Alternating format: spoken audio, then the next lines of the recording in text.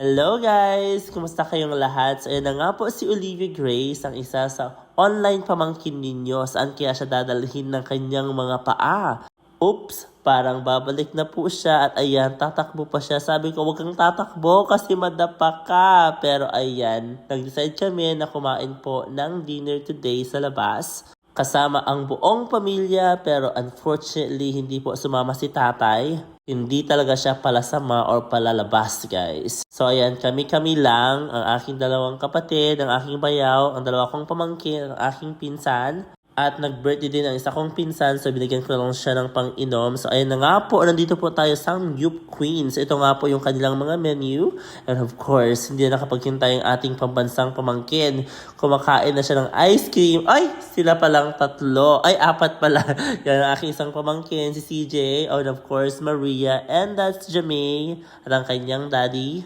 O, papa pala. So ayan, o diba? Ayan, si Hazel. Thank you for supporting her. And of course, my beautiful, amazing husband, Jeff. Ayan, kakain na kami, guys. So, nag-decide kami na kunin yung set. Set C. So, ang original price niya is $499 pero naka-promo sila. So, $369 na lang siya, guys. At located po ito sa Curimao, Ilocos Norte along Poway Road.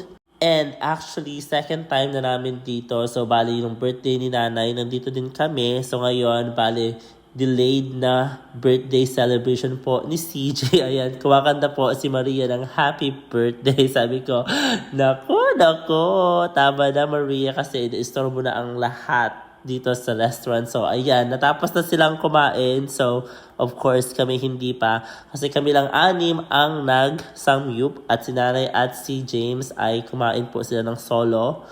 I think pork barbecue kay nanay. And of course, si James ay chicken inasal. So, ayan na si Olivia at si Jamay. So, si Jamay po ay 3 years old na po at si Olivia is 2 years old.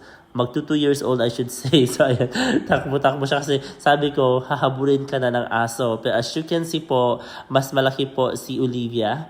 At sa mga nagtatanong po, si Olivia po ay hindi po nagva-vitamins. And of course, Olivia as well. Wala po kaming binibigay na vitamins.